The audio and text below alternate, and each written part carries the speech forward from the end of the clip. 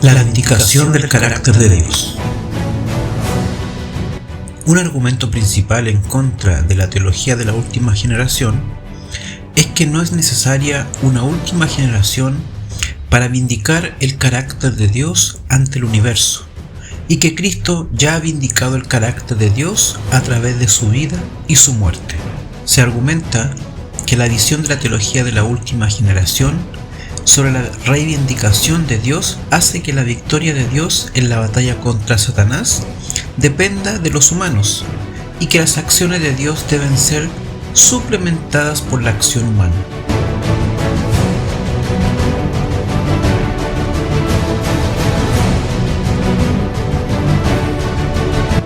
La gran batalla entre Dios y Satanás se encuentra en Apocalipsis 12 contra el pueblo de Dios que guarda los mandamientos de Dios.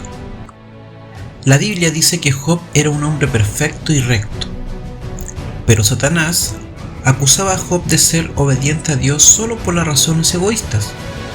Dios permitió que Satanás causara mucho dolor y sufrimiento en la vida de Job, y aún así Job proclamó que permanecería fiel a Dios hasta la muerte.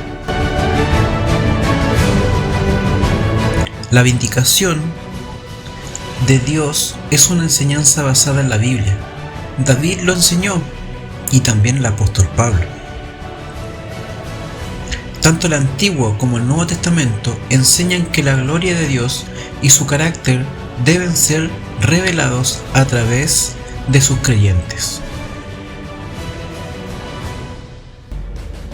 La Biblia va tan lejos como para decir que los humanos fueron creados con el mismo propósito de revelar la gloria y el carácter de Dios. Esto es lo que significa el término vindicación de Dios: revelar que Dios es quien dice ser. Leamos una cita. Si hubo alguna vez un pueblo que necesita un aumento constante de la luz del cielo, es el pueblo que, en este tiempo de peligro, Dios llama a ser depositario de su santa ley y a vindicar su carácter delante del mundo. Aquellos a quienes se confió un cometido tan sagrado deben ser espiritualizados y elevados por las verdades que profesan creer. Satanás en una ocasión declaró: al principio de la gran controversia, Satanás había declarado que la ley de Dios no podía ser obedecida, que la justicia no concordaba con la misericordia, y que si la ley había sido violada, era imposible que el pecador fuese perdonado. Los seres humanos caídos somos llamados a obedecer la ley de Dios. Eso está en muchos pasajes de la Biblia. La Biblia además nos muestra que el centro de la controversia entre Cristo y Satanás está la capacidad de las personas caídas para obedecer la ley de Dios. Si Jesús solo vino a mostrar que Adán no caído nunca tuvo que caer en pecado, entonces no probó nada nuevo. ¿Por qué? Porque todos los ángeles que todavía están en el cielo con Dios ya han logrado permanecer sin caer. El universo no necesitaba más demostraciones de que los seres no caídos no tenían por qué pecar. Todos los ángeles no caídos en el cielo ya lo demostraron. Pero si Jesús vino a mostrar que los seres no caídos pueden mantenerse completamente alejados del pecado, entonces no vino a mostrar nada nuevo, porque los ángeles no caídos pueden probar eso, ya que no han caído. Fueron los humanos caídos los que necesitaban ver que una vida sin pecado es posible a pesar de ser seres caídos. El conflicto termina en esta tierra solo después que el pueblo de Dios le da gloria, en una forma tal que todos los habitantes terrenales puedan decidir inteligentemente si el programa de Dios es algo que quisieran escoger para sí.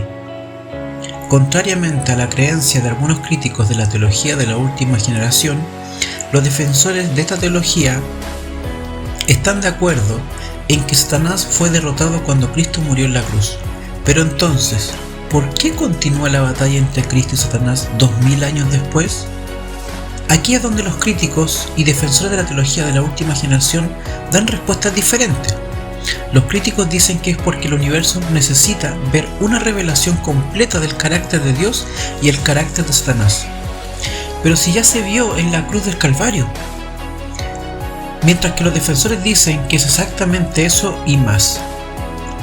Todavía hay una guerra contra la ley de Dios y la ley y su legislador deben ser reivindicados.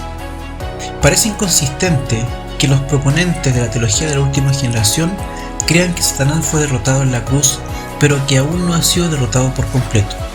¿Cómo se pueden conciliar estas dos ideas? Apocalipsis 12:11 explica cómo el pueblo de Dios venció por la sangre del Cordero. La muerte de Cristo en la cruz capacitó a la última generación para vencer el pecado a tal medida en que pueden vivir vidas perfectamente desobedientes y mostrar que la obediencia a la ley de Dios es posible. Por lo tanto, no hay competencia entre lo que Cristo hizo en la cruz y lo que hará la última generación antes de que Jesús regrese. Gracias a la cruz, los creyentes tienen acceso al poder que les garantiza la victoria. La teología de la última generación enseña que lo que Cristo logró en la cruz proporcionó todo lo necesario para derrotar por completo a Satanás. Es más, Génesis 3:15 dice que Cristo derrotaría a Satanás. Pero ¿saben? El apóstol Pablo escribe que Dios permitiría que la iglesia también derrote a Satanás. Miren lo que dice Romanos 16:19 al 20. Pero todos saben que ustedes son obedientes al Señor. Eso me llena de alegría. Quiero que sean sabios para hacer lo que está bien y sigan siendo inocentes en cuanto a toda clase de mal. El Dios de paz pronto aplastará a Satanás bajo los pies de ustedes. Que la gracia de nuestro Señor Jesucristo sea con ustedes.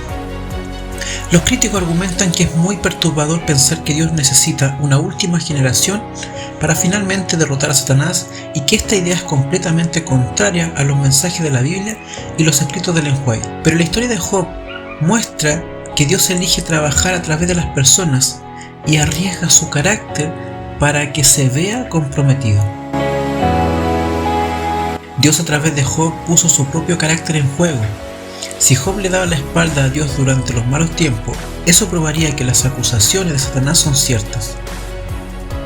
Pero como Job no le dio la espalda durante los tiempos difíciles, eso mostró que las acusaciones de Satanás son falsas.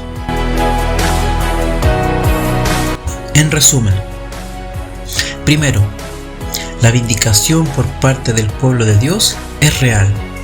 Segundo, pero esto solo se logra a través de Cristo y por su gracia.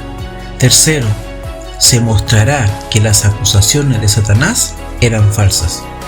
Y cuarto y último, Dios siempre cumple sus promesas.